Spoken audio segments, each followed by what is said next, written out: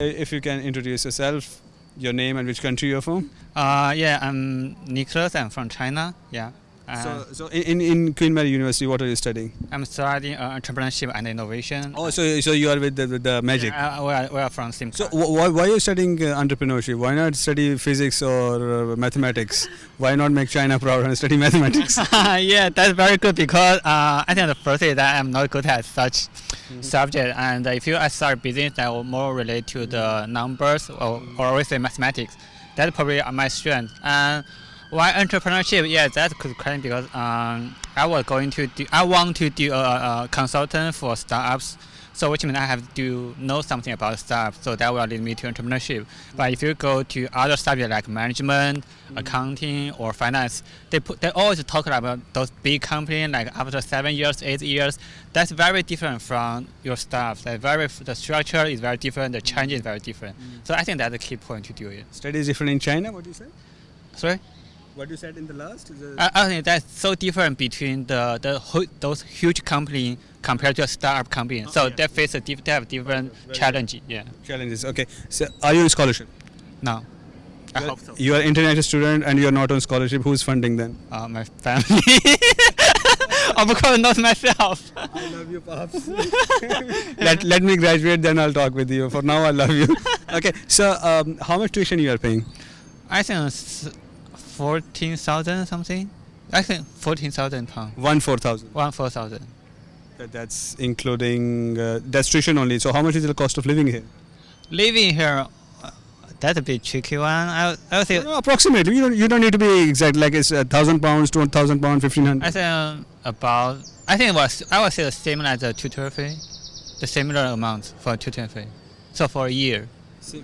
Okay, so just like tuition fee is the same. If you are paying, how much you said, 14,000? 14,000 for tuition fee, and I think approximately like 14,000 out of the living cost. Okay, perfect. So you can save per year, including everything, £30,000 should be good enough. Yeah, I would say that's a minimum. If you go out, if you buy something, that will definitely go up. That's minimum. Okay, so have you met any international student here who's on scholarship?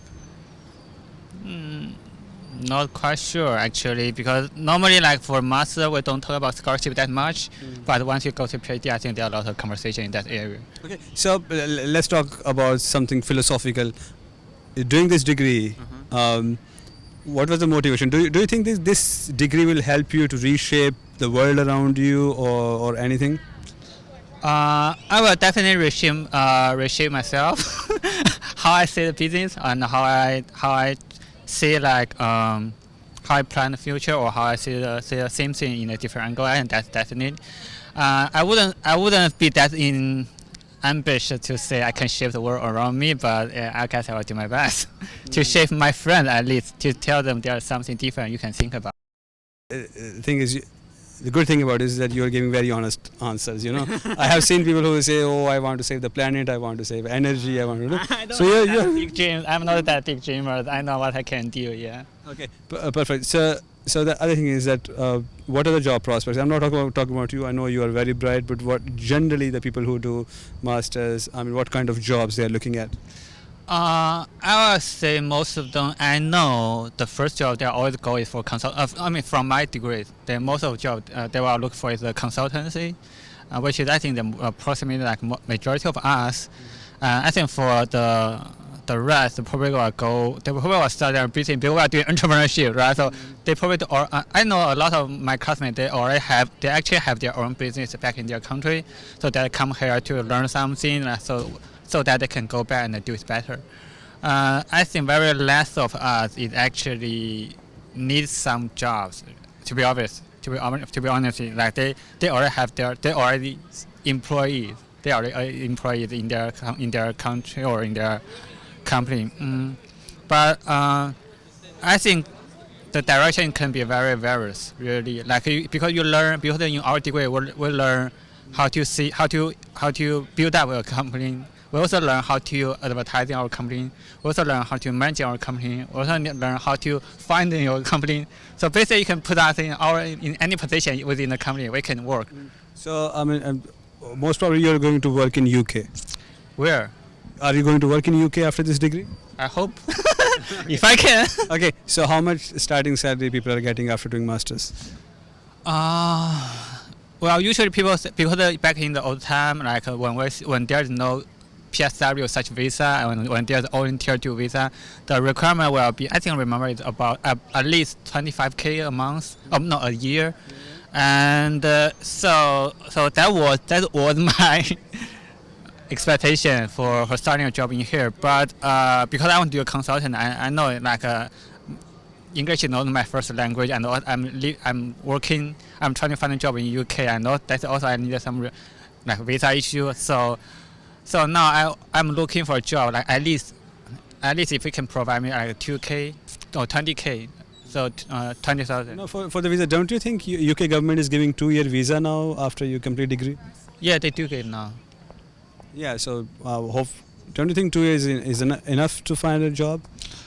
I doubt that really, because I think from my opinion, the main reason for UK government to give that 2-year visa is due to the shortage in the low labor, because they just leave the European and they lost a lot of like low class labor, and so they need some way to fill the gap. And the most obvious way is like issue some visa for international students. So while you are looking for a job in UK, you either have like your parents funding your life, so you spend in here, they increase some economic benefit, or you need to find a job by yourself, which is like lead you to like those kind of like sell people or like work in a restaurant. So you can fill the gap, and then after 2 years, if you are very good, you will stay and you get a very brilliant job. So that will be the same as you before, because you are brilliant, right? You can get a good job. If you are not, then you just go, and then the next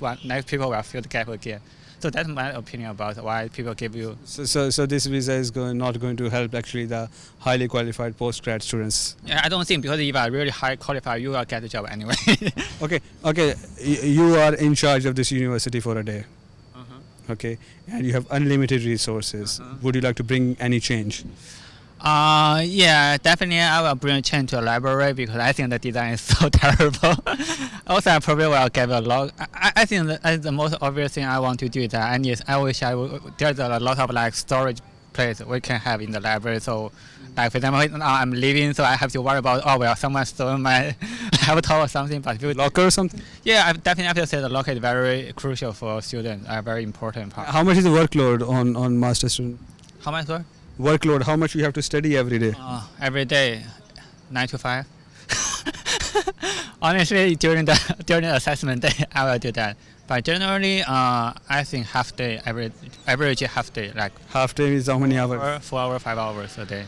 4 or 5 hours, and you can get A+ with this? About A+. Okay, that's great. How is the treatment of the international students in Queen Mary and London in general? Is it welcoming, or you have to face some sort of discrimination or anything? I also tell London is still very welcome to international students, because there are a lot of international people working here. But I will still recommend that during the welcome week, the university can actually do much more in terms of help international students to feel like they get supported, and especially those like information given, and not only in English, but also if I know like you are learning in UK, you need to be like, you need to able to speak, you need to able to understand. But it also very helpful from the student perspective, that they can receive some information from their home mother tongue, from their own language.